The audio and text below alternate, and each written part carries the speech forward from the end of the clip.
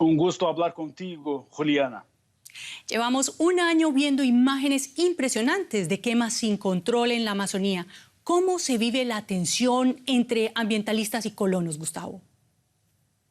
La situación de Brasil no es buena y las previsiones son las peores, porque ya murieron aquí en Brasil por el COVID más de 100.000 personas.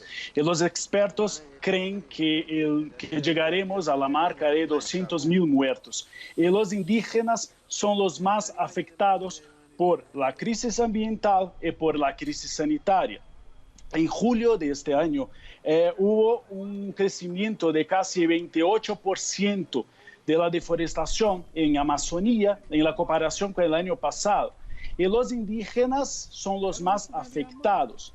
77% de las quemadas, de los incendios, son en poblaciones indígenas. Y ellos sufren también con el COVID. La tasa de mortalidad de los indígenas por COVID es casi 200% mayor que de los otros brasileños.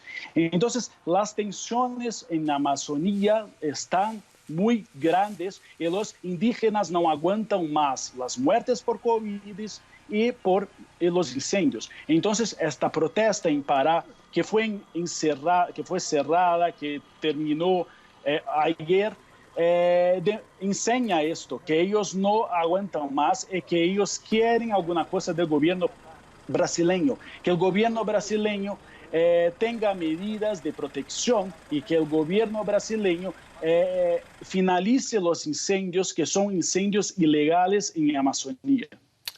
Muy interesante, Gustavo. Y ahora pasemos a un tema central, el de la política. Jair Bolsonaro ha sido cuestionado por minimizar esta pandemia, pero gracias a un acuerdo con dos farmacéuticas internacionales, Brasil hace parte ahora de ese club de países que recibirían las primeras vacunas e incluso podría producirlas para la región de América Latina. ¿Cómo se percibe la figura de Jair Bolsonaro en el país? La figura de Jair Bolsonaro no cambió tanto, porque a pesar del presidente hacer pactos con Oxford o con los chinos para traer vacunas a Brasil, él sigue con una política y con una imagen muy controvertida.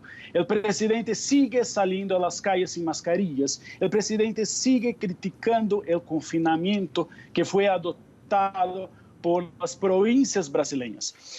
Pero la población no tiene la misma visión de los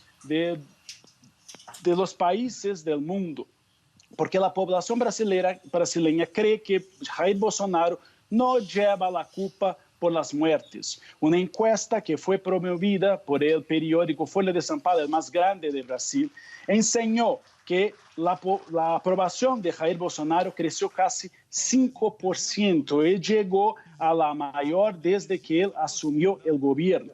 Porque las personas, las más pobres, los niveles de educación en Brasil no son tan buenos, entonces las personas no relacionan las muertes al presidente. ¿Por qué? Porque el presidente, con la ayuda del Parlamento, del Congreso, aprobó una ayuda que se llama beneficio emergencial. Para los trabajadores informales fue muy bueno porque ellos recibieron una ayuda. Entonces las personas aquí en Brasil hoy en día están más preocupadas con la economía que con las muertes de COVID. Gracias, Gustavo Uribe, desde Brasilia, por estos análisis y hasta pronto.